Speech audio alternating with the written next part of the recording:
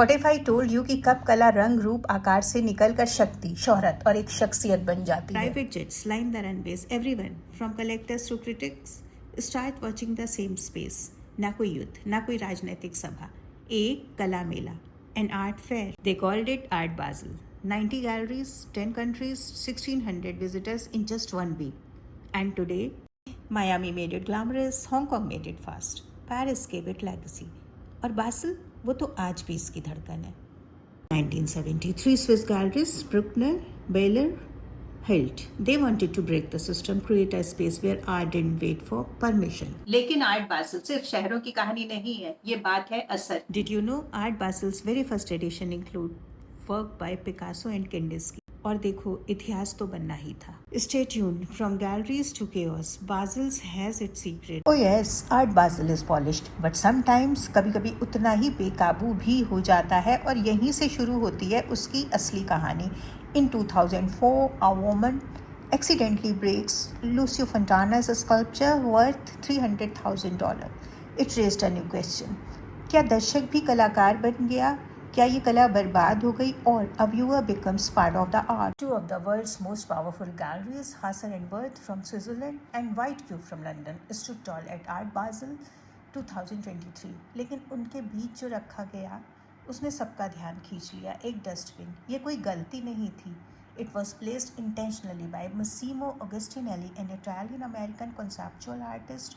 On the bin was written La plus belle, the most beautiful. It wasn't trash. वो हम ही थे, हमारा घमंड, हमारी नुमाइश, हमारी परछाई. मैं, मेरा, बस मैं की दुनिया में एक शांत और तीखा बयान. Basel's real magic. The incidents often make more headlines than the exhibits. कभी टूटी मूर्तियाँ, कभी अदृश्य कला. Basel boring हो ही नहीं सकता. But next, we leave the building. Basel is going global, and so are we. Whatever gallery सिर्फ दीवार ना होकर एक एहसास हो. आर्ट बाज़ल में कुछ बूथ तो यही करते हैं. In 2014, people weren't resting. They were literally sleeping on the fair floor as a part of Marina Abramovic performance. सन 2022 में हसन एंड वर्थ ने फेलिडा बर्लो की 9 मीटर लंबी स्कल्पचर पेश की जो सिर के ऊपर किसी सवाल की तरह लटकी थी. Have you ever walked into a space and felt small in the best way? In 2014, Pace Gallery's digital flowers bloomed and faded with your movements. It didn't feel like a booth. It felt like the art was watching you. And then, Photo Basel, born in 2015, in 2024, Anthony D'Agata didn't show photos. He showed heat, he showed fear. वो तस्वीरें बिल्कुल भी नहीं थी. वो थीं जलती हुई यादें. Across the plaza, Design Miami, Basel. It all began in 2006. क्या आपने कभी किसी स्कल्पचर में कदम रखा है? 2023 में आप रख सकते थे. Africa Basel debuted in 2025 at Basel's oldest museum during Art Basel's week as a dedicated fair for contemporary African art. And when the booths close, Basel gets louder. From billionaires to creators, everyone's here. Welcome to Art Basel. Art Basel is no longer just a marketplace. It's a cultural constellation. और क्या आपको पता है कि कुछ galleries तो सिर्फ booth बनाने में ही $400,000 से ज़्यादा खर्च कर देती हैं. आर्ट और ट्रैवल तो अलग से. हमने ऐसे बूथ देखे जो सांस लेते हैं, ऐसी मूर्तियाँ जो हवा में लटकी होती हैं, and performances that make you lie on the floor. But here's the real question: how do artists and galleries actually get into Art Basel? You think getting into Art Basel is easy? Spoiler: artists don't apply, only galleries do. They have to submit a proposal, floor plans, artist name, vision, reasoning, and guess who decides? A jury of rival galleries.